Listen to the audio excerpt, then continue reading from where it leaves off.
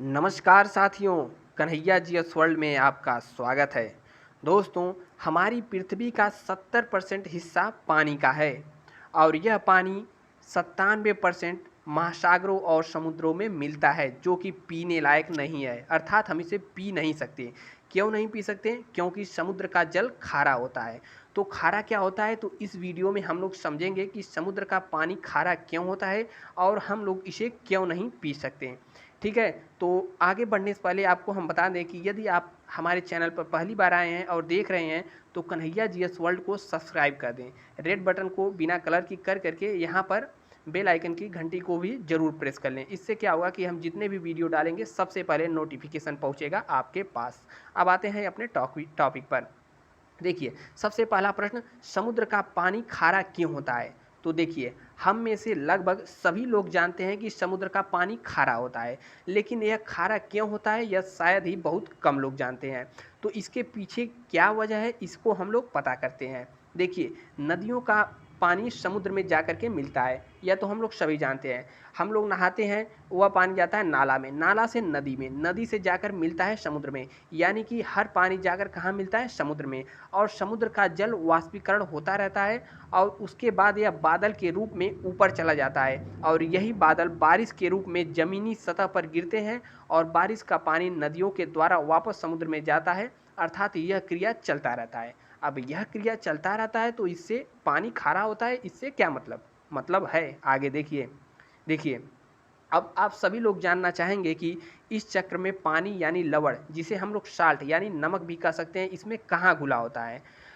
तो बरसात जब होती है तो बरसात का पानी हवा में मौजूद, ठीक है, पहले बारिश होगी तो बारिश का पानी हवा में यानी वायुमंडल में जितने भी कार्बन डाइऑक्साइड या फिर सल्फर डाइऑक्साइड, नाइट्रोजन, जितने भी प्रकार की गैसें हैं, सबके संपर्क में आएगा और उनको अपने साथ घोल करके पृथ्वी पर नीचे लाएगा, जिसे हम लोग अम्लीय वर्षा के नाम से जानते हैं। और अम्लीय वर्षा होती है नमकीन। और जब यह वर्षा ज़मीन पर, पहाड़ों पर या फिर चट्टानों पर गिरती है तो उसमें जितने भी लवण मौजूद रहते हैं सबको अपने अंदर घोल करके नदियों में लाती है और नदियों का यह जल यानी कि लवण रूपी जल जाता है महासागरों में या फिर सागरों या फिर समुद्र में जाते हैं, तो समुद्र का जल खारा हो जाता है।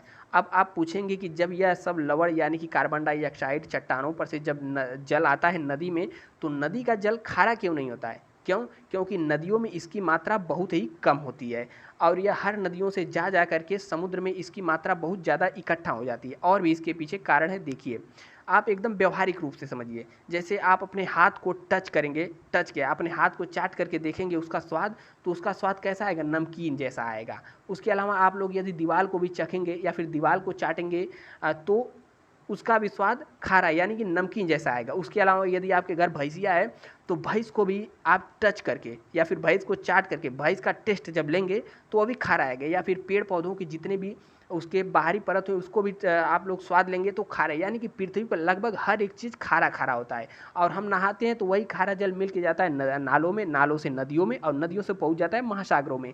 यही क्रिया के कारण जा जाके महासागरों में जल जमा होता रहता है और महासागर का जल या फिर समुद्र का जल खारा हो जाता है। देखिए, नदियों का जल लवण पानी यानी कि समुद्र में पहुंचता है और इस तरह करोड़ों सालों में यह प्रक्रिया होती आ रही है। और नदियों का यह पानी जब समुद्र में मिलता है तो पानी में मौजूद लवण समुद्र में इकट्ठे होते रहते हैं। इसके अलावा समुद्र में चट्टानें हैं, ठीक है, चट्टानें कहाँ पर हैं? समुद्र में भी हैं। अगर वही रूप उभर जाता है तो वही इसे हम लोग कहते हैं द्वीप है, जिनके लवण समुद्र में घुले रहते हैं, समुद्र में ज्वालामुखी होते हैं जिनके फटने से लावा, क्लोरीन, सल्फर डाइऑक्साइड आदि गैसें निकलती रहती हैं। समुद्र में सोडियम जैसे पदार्थ भी हैं जो क्लोरीन से क्रिया करके लवण बनाते हैं। इस तरह नदियों में आए लवण और समुद्र में उत्पन्न लवण के कारण हमें समुद्र का पानी खारा लगता है। इसके अलावा जितने भी ज्वालामुखी होते हैं उनसे जो गैसें निकलती हैं, राखें निकलती हैं, वो सब कैसे होती हैं? लवड़ी यानी कि नमकीन होते हैं और पानी में घुल जाते हैं। और देखिए, समुद्र में मौजूद लवण तो समुद्र में ही रहता है, लेकिन जब सूर्य की गर्मी इसको वाष्पीकरण करके बादल के ऊपर यानी कि वाष्पीकरण करके ऊपर चला जाता है तो यह जो समुद्र का पानी होता है और भी गाढ़ा हो जाता है, क्योंकि इसमें से समुद्र का पानी तो वाष्प बनकर ऊपर उठता रहता है, लेकिन लवण जो है पानी बनकर मतलब वाष्प में के रूप में नहीं जाता, इसलिए समुद्र का जल और खारा होता जाता है। और यही वाष्पीकृत पानी बिल्कुल शुद्ध होता है। यह शुद्ध पानी बादल का रूप ले लेते हैं जो बाद में बारिश के रूप में ज़मीन पर बरसते हैं।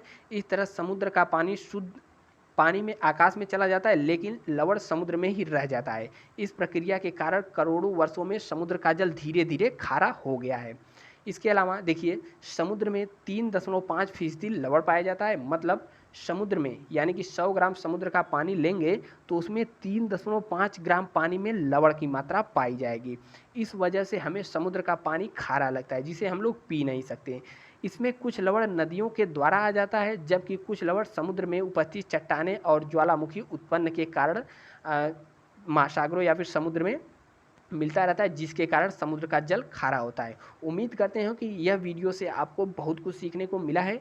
यदि आप इससे कुछ नया सीखे हैं तो कन्हैया जीएस वर्ल्ड को सब्सक्राइब करके बेल आइकन की घंटी को दबा दें और यहाँ पर लाइक का बटन है उसको भी प्रेस कर दें।